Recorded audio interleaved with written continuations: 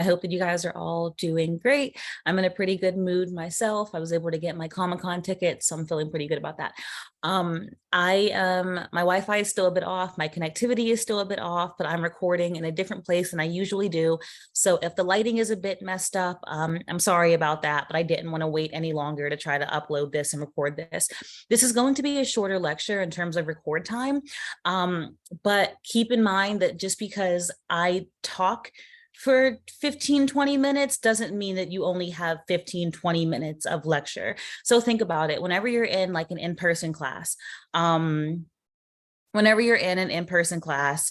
the professor might, explain activity instructions, and then for, 45 minutes, all you do is work in groups, or all you do is write, for example. And so in a typical class, it's not unusual for a professor to only speak for 15-20 minutes at a time, and the rest of the time you're doing an activity or watching a movie. And so yes, you're going to have lectures like tomorrow. Tomorrow's lecture will be full. Tomorrow we're doing race, intersectionality, and assignment 4 prep. That's going to be a full lecture. But today, I'm going to have you guys do some writing, do a little bit of work with a diagram from your reading. And so I'm going to explain, social patterns. I'm going to explain some theories to you all, but you'll be doing some writing today. So if you're not in the mood to write and think, come back to this later, but don't be fooled that just because this is a shorter lecture to think that you don't have to, really do a lecture's worth of work. There is work to be done here. I also wanted to make a note. I don't cover everything in the readings. There are a couple reasons for that. One, I just don't think it's helpful to assign a reading and then to cover every single part of the reading. I try to get the main points, but if there's anything I ever leave out that you want me to clarify, let me know. I have no problem creating a video, explaining your questions. We can also talk over office hours. I can also answer simpler questions. Like if you want to know what a p-value is, I can answer that via email. If you want to know more about, where you can find out about the study on schizophrenia and first job choice, we could email about that. If you wanted to have a discussion about the relationship between schizophrenia, depression, and career choice and the scope of intergenerational mobility, like something more complex, I'd love to do a lecture, or I'd love to do a Zoom office hour or something like that. But, if it's something that I think would, also serve the class, I'm willing to do an optional, not mandatory lecture. But with that being said, one, it's a summer class. Sorry about that. It is a summer class. And so we just don't have time for me to give you activities and lecture and explain every single page of your readings. There's just not enough time. And so you are expected to be doing the readings. I will be covering the general topics and concepts you need to understand. If you have questions, you can always ask me and I'll clarify, but don't get into the habit of thinking that, well, she's going to cover it all in lecture anyways, therefore I don't need to read. I'm never going to ask you something specific from the reading, like what was the citation 5 lines down on page 287? Like that's wild. But I might ask you about the takeaways from the study. Maybe I only covered 4 out of 5 findings in lecture. Doesn't mean you're not expected to know all 5, for example. So just keep in mind that I do expect you to read readings. I know that I don't always cover every single thing in readings, and today's going to be one of those days where I keep it pretty broad. I cover the generals of what you need to know, and the reading gives you the more specifics. But again, if you have questions, just let me know. In terms of grades, I'll be letting those out this week. Not all of them, but most of them. So I try to not release grades until everybody, or at least mostly everybody, has turned in their assignments. With me posting lecture late here and there, people having family issues, having personal issues, I've been pretty lax with the deadlines. And so I was kind of trying to wait until I had all of the assignments turned, not all of your weekly assignments turned in, but everybody turned in the assignment before I grade and release them. Basically, I like to grade everything at once and then release them instead of, having to grade the same assignment, for 3 weeks in a row because people were submitting it over 3 weeks. But I don't want you to wait any longer. So this week, you will be getting grades back and getting feedback. If you realize that you're doing way worse than you thought, just reach out to me. I understand that I haven't graded yet. And so maybe you don't know my grading style. Maybe you're not totally sure of what I'm asking, but you didn't know that until getting your grade back. And so if you do feel that me waiting to share grades has impacted your overall grade in the class, reach out to me. Those of you who have reached out to me hopefully have a sense that like you can talk to me. I'm pretty chill, I'm pretty easygoing. And so if you have any issues, just reach out to me. And if it's something that I caused on my end, I'm generally willing to go above and beyond to rectify any like issues that I've caused. So, or that I've contributed to it anyway. So we're going to talk about class and mental illness today, class and mental health, specifically from the Eaton, Muntaner, and Sapag reading. So socioeconomic status and mental health. So how does the attainment of a given letter grade in grade school affect your risk for having oppositional defiant disorder in the following year? Or how does being diagnosed with oppositional defiant disorder or ADHD impact your letter grade? How does the onset of depression affect your job opportunities in the school you go to? How does the school you go to and your job opportunities impact whether you get diagnosed with depression? How does your significant others, your boyfriend, your girlfriend, your partner, how do they influence, how do they influence occupational aspirations and risk for schizophrenia and vice versa? How does your first job affect your risk for schizophrenia, again, and vice versa? How does having panic disorder impact your occupation and vice versa? How does having an episode of schizophrenia affect occupational mobility after the first job? How does having a first job, or how does having subsequent jobs after your first job impact your likelihood of having a recurrent schizophrenic episode? And so the point of these questions and repeating the converse of these questions isn't to answer them. And so in fact, if you were like, oh, sorry about that. If you were like, oh, in fact, I'm super excited to learn about the answer to that question, you're not going to get it in this lecture. It's alluded to in the reading. And again, that's what I mean. If there's one of these studies that's interesting to you, let me know. I can give you more sources on it. I can help you find more sources, but we're not going to answer these questions in lecture. The reason I share them with you is these are examples of how socioeconomic status and stratification is related to mental disorders in a complex and subtle way. And so I'm going to do an overview of patterns and theories today, but just keep in mind that the relationship between mental health and socioeconomic status, the reading calls it socioeconomic position, either one, whether I say SES or SEP, it's the same thing. Don't worry about trying to figure out, well, what does she mean by, no, it's the same thing. SEP and SES are the same thing in this lecture. And so the point is to point out that the relationship is not that simple. We can draw general patterns, but this relationship is actually very complex. And so what I am not saying is that poor people are depressed and rich people are happy. That is not the takeaway from lecture.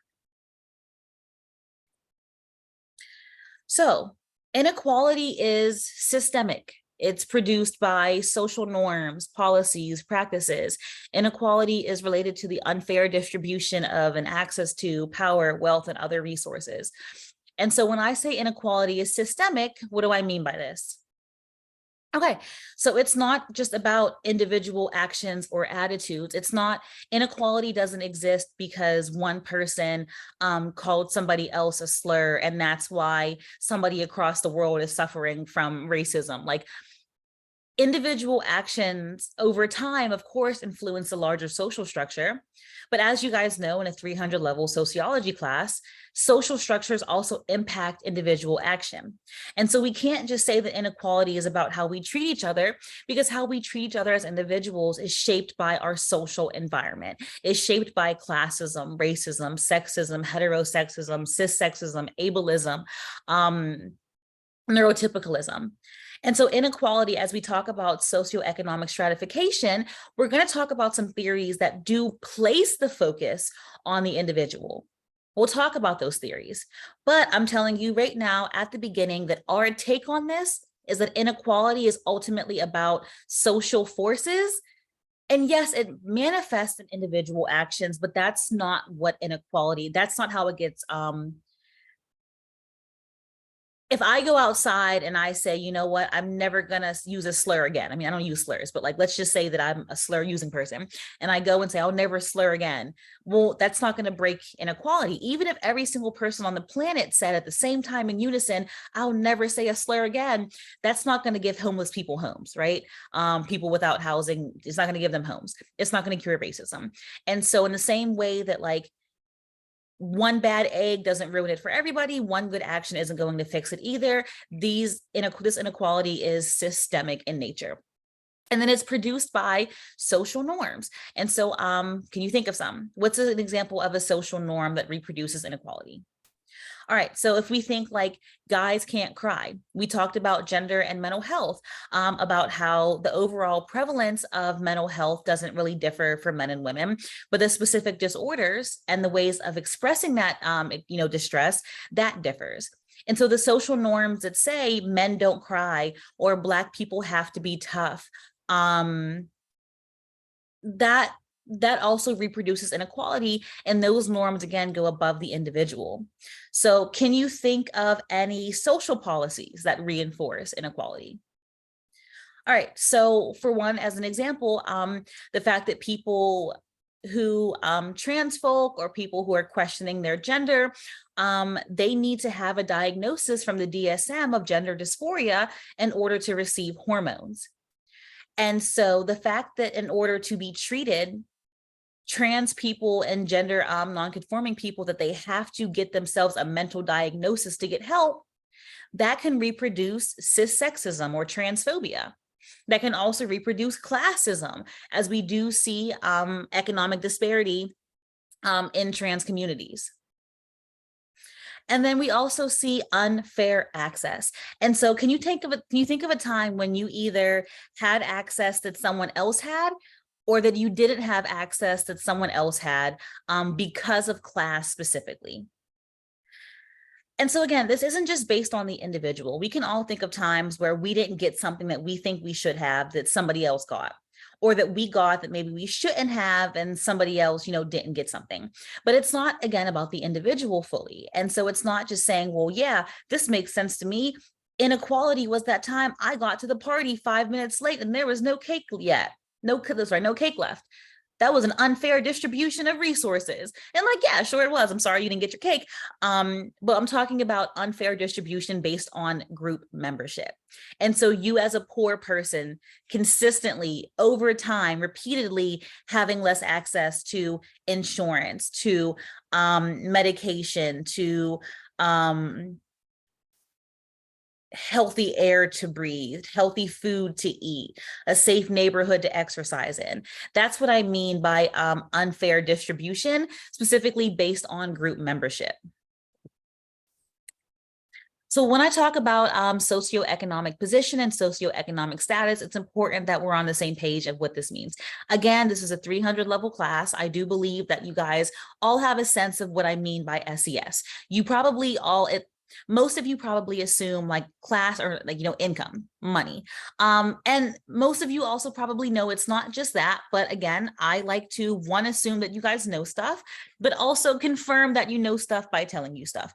And so socioeconomic status or socioeconomic position is typically measured by, yes, income. Your economic resources, typically your salary, but also by education and occupational status or prestige. And so the school you went to, the level of schooling you went to, level of schooling you have, your annual income, and how prestigious your job is. Now, these are all strongly correlated. Your education, your income, and the status of your job. These are all correlated, but each of these has unique social antecedents and consequences, but typically they're related, but not always. And so it's true. If you have more money, you can probably get a better education. Think about private schooling. Think about who has the option to homeschool. If you guys don't have money and your parents are both working several jobs, they're not going to be able to homeschool you. They're not going to even have the option to consider homeschooling you. And so the more money you have, typically speaking, you can have a better education. Again, the better education you have, generally speaking, the more money you will make. Not always, but generally speaking, if you compare all PhDs to all, high school dropouts, you'll find that all PhDs as a group tend to make more money than all, high school dropouts, even though there could be some outliers. Again, high status job is going to equate to high pay. You see, and we'll use the example of a surgeon a little bit later. Surgeon is a very high status job. It also has very high pay. And so if you think about it, you go to an elite school and you get a high status job, and then you get paid well because of it. We all know that pipeline, and most of us are like in school because of that pipeline. Go to school, get a degree from a good school, get a good job, make good money. And so the relationship between these these measures of SES intuitively makes sense to us because they're kind of built into everything we do and how we live our lives.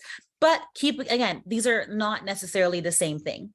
And so it's possible to work for a really, really well-known nonprofit, a high status nonprofit organization, but not make a ton of money. It's possible to go to a really small school that's not very well known and still get a fancy tech job. It's possible to be a college dropout and end up a millionaire. And so even though we typically see high education, high status job, high financial or high income related, it's possible to have no education and still end up a millionaire. It's possible to have very high education and not make any money at all. It's possible to go to a school that nobody knows and to get a really, really fancy job. So keep in mind that while we talk about SES, we're not just talking about money here. We're also talking about education and the status of the job that you're in. Many causes associated with mental illness are related to socioeconomic status. And from here on out, we'll be talking about how they're related. And so if we think about infection, how might the likelihood of getting an infection relate to socioeconomic status? Okay. And then what's an example of a social pressure that is related to being disadvantaged economically? All right. So what I want you guys to do, and I gave you a heads up that you were, oh my God, I'm like pink. Sorry, I know this lighting is terrible, but it's at least I'm getting the recording done. Oh my goodness. So I told you you'd have to write, and I'm standing good on that promise. So what I want you to do is I want you to write one paragraph using 2 pieces of evidence from the reading explaining why, in general, researchers have found that socioeconomic position is inversely related to mental disorders. Now, I want to say I don't care about grammar. I don't care about typos. I don't care if you use slang. I would rather you not swear. It just kind of, I would rather you not, but like, if you like, say like, if you get really hyper or like really passionate and say, oh, this system is a piece of shit, I'll take it. But don't just like cuss just to cuss, like be considerate in what you say, but you don't have to make this sound academic or like official or professional. Just write freely. And if you read the reading, you should know this. You should be able to look at this and say, they found an inverse relationship between class and mental illness or mental disorder. Yeah. And if you read, you're going to know exactly what that means. So all you have to do is just find 2 pieces of evidence in the 30-page article and say why this relationship is the way that it is. If you can look at this and have no idea what I'm talking about, I would recommend going back and reading the reading one more time, because towards the end of this lecture, you are going to need to have read the reading in order to do well. Now, you don't need to read, every single sentence over and over again. As long as you have a good takeaway, that's all I'm asking for with this. Can you just find 2 overarching pieces or even 2 specific pieces to just explain to me why this is the way that it is? Now, I highlighted in this part the word in general. In general is important because, again, I'm not saying, what this says is that the higher SES you have, the lower rate of mental illness you have. And that the lower SES you have, the higher your chances of having a mental disorder are.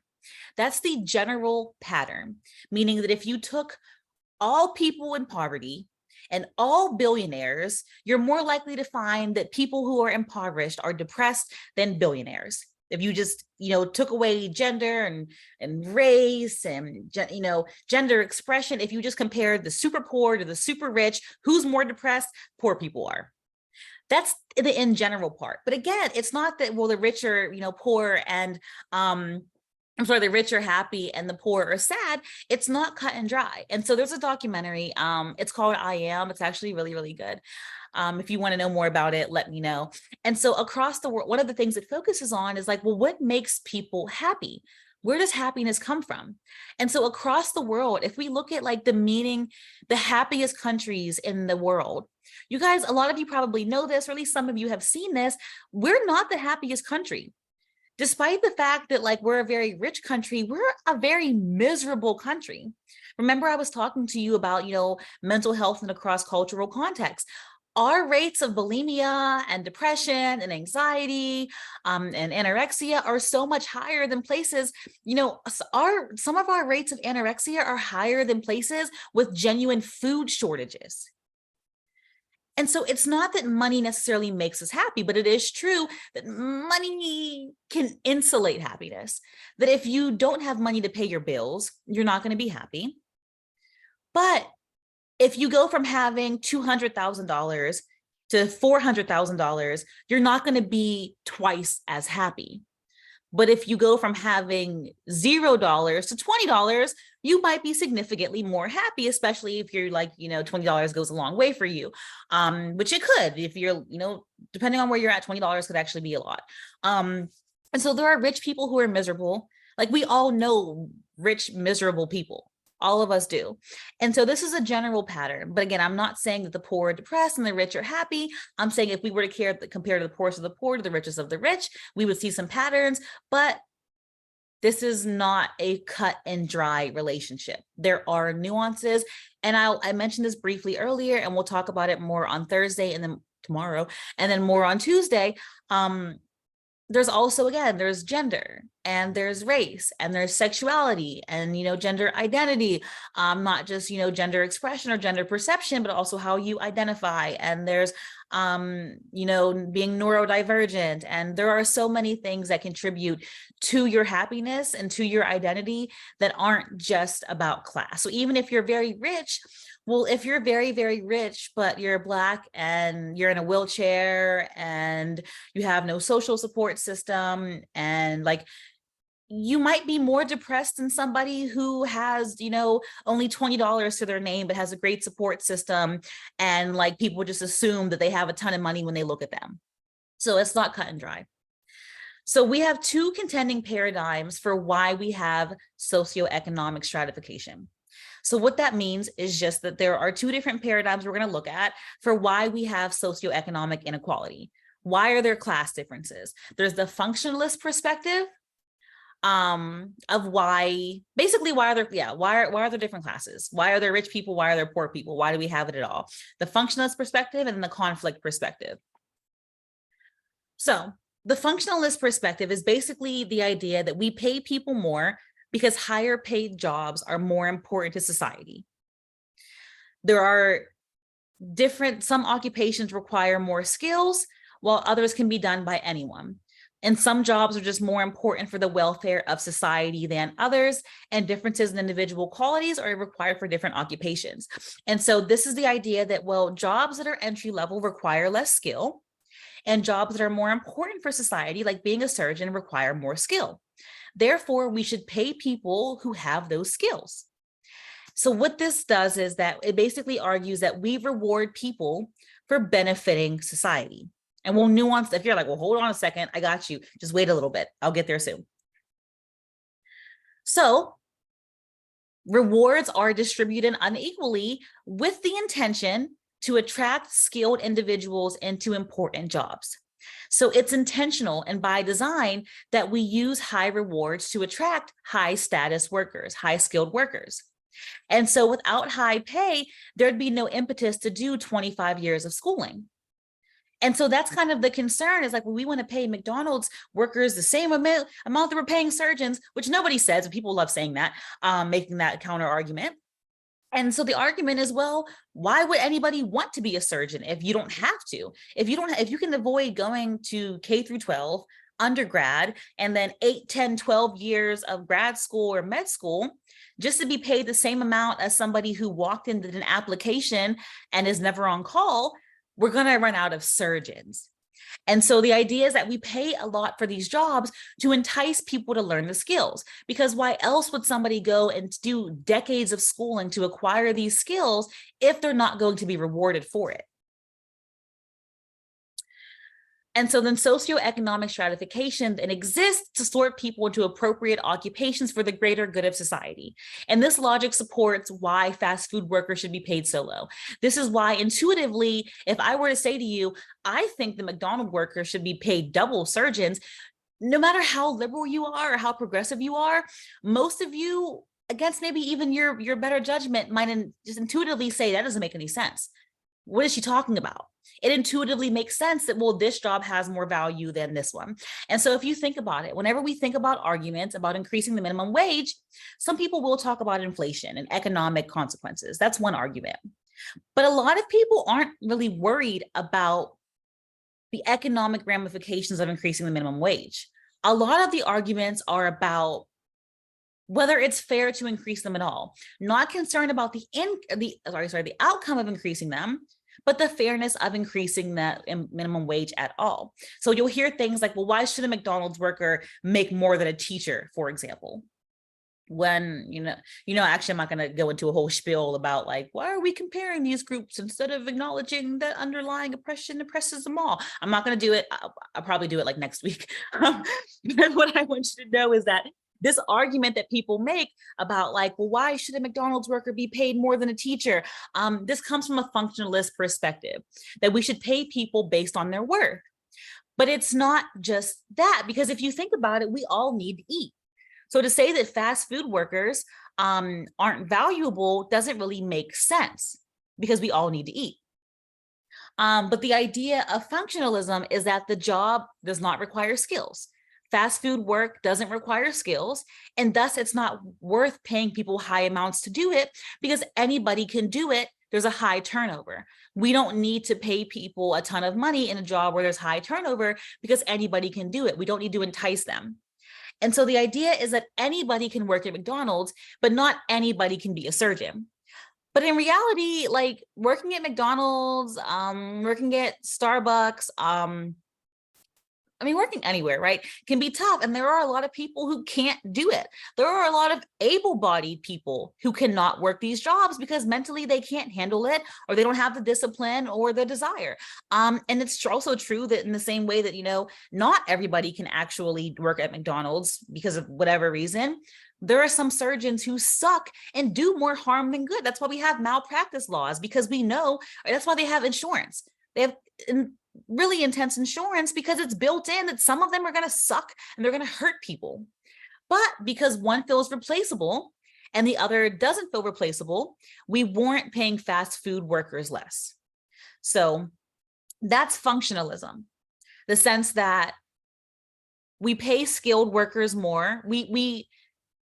Skilled positions are higher wage positions because we need to entice people to work hard. And if we don't entice people to work hard, they're not going to, and then we'll run out of surgeons, and we'll run out of doctors, and we'll run out of professors, and we'll run out of scientists. Conflict theory is just Marxism. It's just Marxism. It's the classes exist because people in power want them to exist. When I say people in power, I'm just saying people who are higher up in the hierarchy. So if we're talking class, that's the rich. If we're talking gender, we're talking men. If we're talking sexuality, we're talking straight folk, gender identity. If we're talking, being cis versus trans, that'd be cisgender people, neurotypical people over neurodivergent people. And so basically classes exist because people in power want them to exist. Specifically, again, in this case, I'm giving you more examples of like ableism and neurotypicality because we're getting into intersectionality this week, which is really putting all of these together. But to stick to this specific lecture, the argument is that conflict theory says the reason we have different social classes is because rich people benefit from there being different classes. Poor people don't benefit from there being different social classes. The middle class doesn't benefit from there being different social classes. But the argument is that only the rich benefit from having these class divisions. And so functionalism then can kind of be collapsed under conflict theory. It can be collapsed under, well, people in power want these, want these divisions to exist. And so if you think about it, functionalism is about skills, rewarding people for acquiring skills.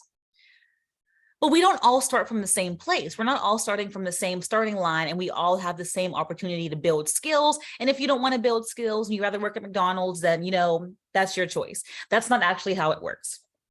And so the truth is that it's easier for people in power to develop skills. It's also easier for people in power, in this case, talking about the rich, to have your lack of skills overlooked. And actually, I'll give you a gender example. So I think I mentioned before that I interview transgender people about the gaining and losing and maintenance of male privilege. And so I spoke with a trans man who worked, and he, is perceived as cisgender. Only the people who he tells that he is trans know he's trans. To the average, American citizen, they would just assume that he is cisgender because we live in a cis-normative society. And unless there's something to make you think otherwise, we tend to assume people are cis. And he's one of those people who is perceived as cisgender. And he told me once that he works in a school and he doesn't even have a degree, but they just assumed he was educated because he was a white, masculine man, articulate, had cultural capital, and they just assumed that because of his appearance that he was qualified for the job. And so conflict theory also says that, yes, skills are important, but we're not all equally able to get skills. We're not all equally able to get skills, to acquire skills. And so I would say that your reading kind of positions conflict theory and functionalism as being in opposition with each other. And a lot of people think of them that way, and that makes sense. If that's how you need to think about it, as one versus the other, that's fine. But I'm going to push us a little bit to think a bit broader, and we can actually think of functionalism as kind of an example of conflict theory, because building skills and being viewed as worthy are related to power structures, especially class structures. And I'll tell you in a little bit what conflict theorists say about functionalism. We're getting there. So more on conflict theory, and then we'll have one more slide on this, and then we'll move into the relationship between SES and mental health. Because right now we're just outlining, why do we even have SES inequality at all? So class structures reproduce privileged and advantageous positions. You can use money to manipulate the political process to have more favorable policies. And so if you think about using money to get kids into college, so you guys probably all remember the scandal. And if you don't remember, you might even know people, rich people who pay to get their kids into college, either by paying the admissions committee or paying, which was actually, this is a more common way, paying to, Photoshop cheerleading gear onto their child, paying someone to say, oh yeah, they were in the National Honor Society, they were in Spanish Honor Society. And so these skills, volunteer work, interpersonal skills, ambition, time management, these skills, the appearance of the skills were bought because the parents were rich enough that their kids didn't actually have to actually learn the skills, because their parents basically bought them for them. And so if you think about being at an Ivy League, the more generations that go to an Ivy League in your family, the easier it's going to be. And so if you are, the 8th person in your family to apply to Princeton, and all 7 others have been accepted, it's going to be way easier for you to get in. Even if you're way less skillful than your ancestors, the fact that they got in can make it easier for you, regardless of your skill level. And so if you think about, and this is why I was talking about the teacher pay versus the McDonald's pay and teacher pay versus surgeon pay. I'm going to come back to that in a second. So most Ivy League students on Wall Street are not that skillful. So you guys probably know, maybe you don't know, whatever, I'm going to tell you anyways. So a lot of, Wall Street bankers, Wall Street recruiters, investment banker recruiters, they recruit directly from the Ivies, from Princeton, from Stanford. I think Yale is considered too liberal for them. But I know that Princeton is a big one that gets recruited from. It doesn't even necessarily matter what the Princeton students' majors are, whether they're related to finance or whether it's underwater basket weaving. It doesn't matter.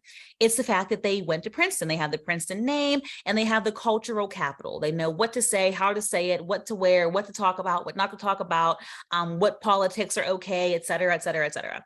And so most of these Ivy League students who are on Wall Street are not necessarily that skillful, but they have the degree, the wealth, and the cultural capital to fit into that environment.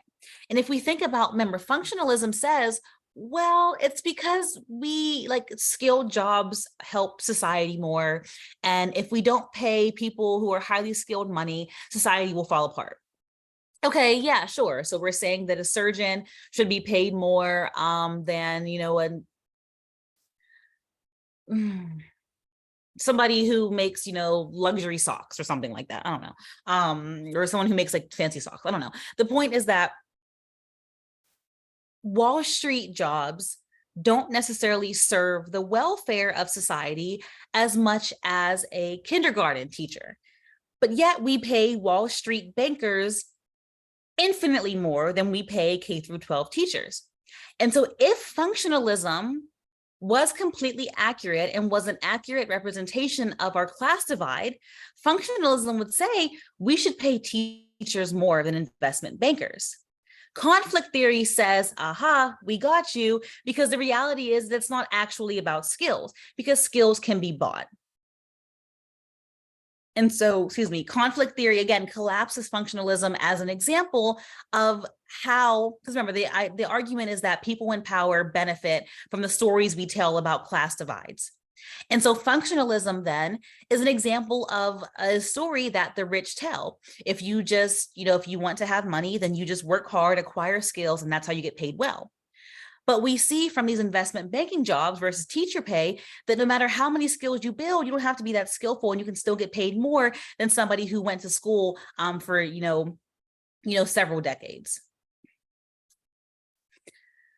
And so functionalism is viewed by conflict theory as an attempt that the elites maintain to draw attention away from their privileges and power.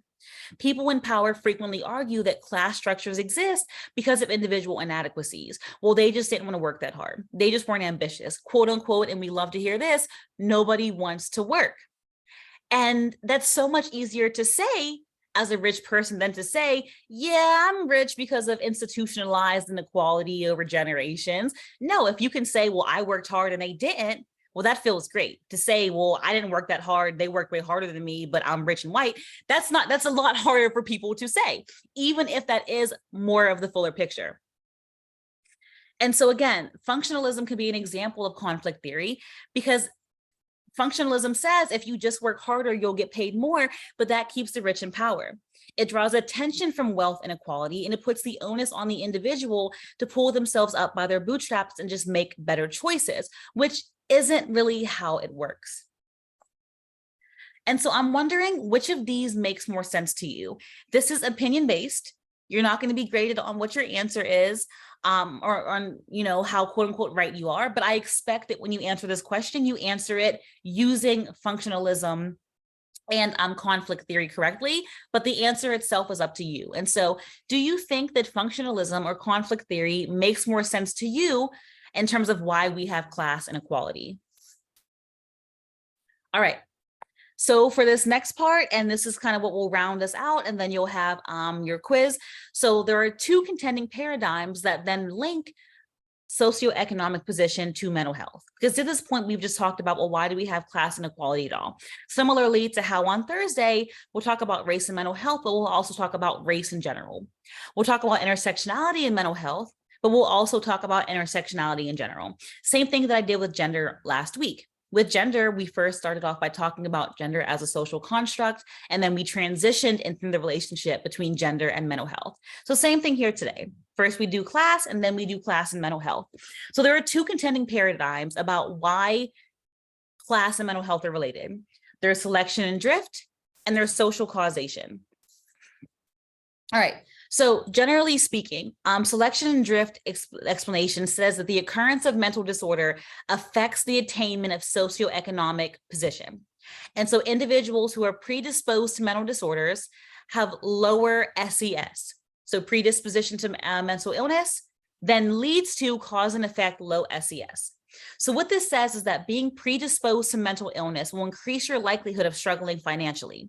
Now you might be thinking, well, that's kind of cyclical, because if you're poor, you're going to also be predisposed to being anxious and depressed.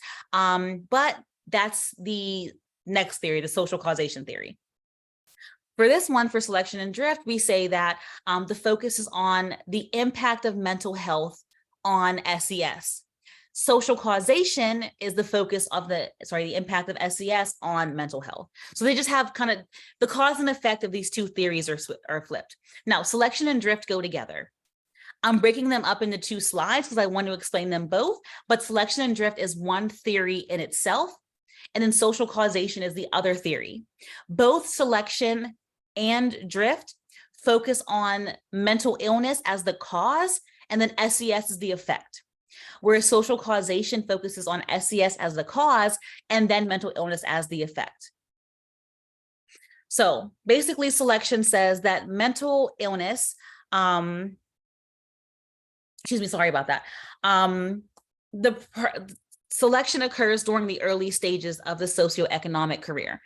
And so we have adolescents and young adolescents. And so this is basically when education's being completed, the choice of career that you're making, the first job is being sought out. And so being predisposed to mental illness can impact whether you finish high school, whether you are separated or suspended a lot in middle school. Predisposition to, because the thing is, okay, when I say predisposition to mental illness, I'm talking about the diagnosis. And so mental illness diagnoses are typically made in like young adulthood. And so when I'm talking about how you're treated in middle school with diagnosis, or how you're treated in middle school, your activities and behaviors in high school, that's typically before the mental illness diagnosis, not always. But if we're thinking about, how do our choices before a diagnosis impact our class, that can be things like before you get your bipolar diagnosis at 22. Well, how did those hormonal changes impact you in middle school? How did your disordered sleeping impact the jobs that you applied to and how well you performed on the interview? And so really the takeaway of selection here is that mental illness can inhibit socioeconomic attainment. So being predisposed to mental illness can negatively impact your future finances. Drift then says, once you're diagnosed, once you have a mental disorder, you're more likely to drift lower and lower down the socioeconomic ladder. This is about intragenerational mobility in the sense that it's within one generation, it's within you. And so selection does a bit of work with intergenerational mobility. So your parents' wealth, your grandparents' wealth, your income, their income, how it impacts you. Whereas drift is more about within your own generation. How are you impacted by the onset of mental illness? And so once you have a mental illness diagnosis, you might have more trouble gaining employment. Or maybe you can get a job, but you can't get a high status or quote unquote high skilled job. Maybe if you have schizophrenia, maybe you can get hired at McDonald's, but maybe a private practice or a very high status doctor's office wouldn't hire you if they found out that you are prone to schizophrenic episodes. And so once you have the disorder, that can then decrease your ability to earn income. And so the drift interpretation focuses on intergenerational mobility. So changes in the socioeconomic position of the individual after the onset of mental disorder. So drift occurs somewhat later than selection, after onset. So basically what this says is that people who have mental illnesses drift into the lower social class or can never escape poverty. But this also relates to how much wealth you had before, because think about it like this too. And we're going to get to social causation because this doesn't exist in a vacuum. And so it matters how much wealth you had before. It matters your parents, intergenerational wealth, because it's not very likely that even if you do have a mental health diagnosis. If you are in a very rich family, no matter how many episodes you have, no matter how much harm you do, it's less likely that you're going to fall down the socioeconomic ladder. And so selection matters because this focuses as well on intergenerational mobility. How are you impacted based on the socioeconomic status of earlier generations? And that matters because even once you have the onset of mental illness, if you have a very strong, very wealthy family background, you're going to be less likely to drift into poverty. But if there's very low intergenerational mobility in your family, that's going to make it easier for you to drift into poverty because they can't stay home with you and take care of you. They can't hire a caretaker. You're not going to have the resources to get help early on and get the best kind of therapy, at 4 years old, for example. And then we have social causation. So social causation basically just says that conditions associated with lower SES raise the risk for having a mental disorder. Stated otherwise, class impacts mental illness. I know you're like, isn't that kind of the whole point? Yeah, I put it at the end for a reason, because I wanted us to talk about everything else before. But the pink slide with the in general, there's an inverse relationship. That's kind of what we're looking at here. The higher, social. When I said class and mental health, you guys probably had one of two interpretations. One interpretation was that my argument was going to be that if you have a mental illness, it's harder for you to make money. The other half of you would have said, no, I actually think it's that the less money you have, the more likely you are to suffer from mental illness. And what these two paradigms are saying is exactly those 2 points. So selection and drift says that having mental illness influences your socioeconomic class. Social causation says how much money you have influences your mental health. And so conditions associated with low socioeconomic position increase your risk for mental illness. And so not having enough food can influence you to binge eat. Your parents never being home because they're working 3 jobs each can influence your attachment style. Lack of stability due to your family couch surfing constantly can lead to anxiety. And so the way that we just talked about how mental illness can impact your class, social causation says that your social environment, the economics of your social environment can impact your mental illness or mental health. All right, so now what I'm going to do is I'm going to give you your first quiz. It is 3 questions. Okay, now for this next part, I'm going to show you a diagram from the reading, and you're going to have to answer a series of questions about this diagram. I recommend having the reading pulled up as you answer these questions. I'm not going to talk you through them. I'm just going to give you a series of questions. Okay, so I know some of you are probably worrywarts. You can skip this and you won't be penalized. But if you think that you butchered the earlier quiz or earlier parts of the lecture, here's a chance to gain back 1 question's worth of points. So not the entire quiz, but if you screwed up a little bit here, if you do well on the bonus question, then you'll make up 1 point's worth. So share 1 thing from the reading from today that was not covered in lecture that I did not talk about and why you think it's important to know. All right, so tomorrow we'll talk about race and mental health. I will do intersectionality part 1 and assignment 4 review. All of these are important. You cannot skip any of them. So the interactions are going to be spaced out. This will help you, the interactions being, the embedded questions and activities. This will help you from getting overwhelmed, but it'll also ensure that you are having to watch the entire lecture. And so your reading will be the reading that's on Canvas for tomorrow. I know that I am moving intersectionality up, but you do not have to do the intersectionality reading for tomorrow. The intersectionality reading that is listed for Tuesday is for Tuesday only. It is not for tomorrow. You do not need the intersectionality reading to do assignment 4.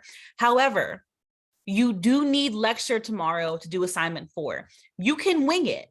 If you wing it, it's going to be obvious that you winged it and you're not going to do well. And I'm going to be sad. And so are you, because you're not going to do well. So just watch lecture, as I know that you guys will. And again, yeah, Sunday, you'll have your assignment 4. I know it says check your privilege, and some of you guys might be kind of turned off by that. I'll give you a heads up. There's a checklist and I came up with it myself. So I thought it was kind of clever to call it check your privilege. So it's not that I'm being aggressive with you guys. It's just that I'm like kind of happy about what I made. Okay, if you need anything, please reach out to me and let me know, and I will check in with you guys tomorrow.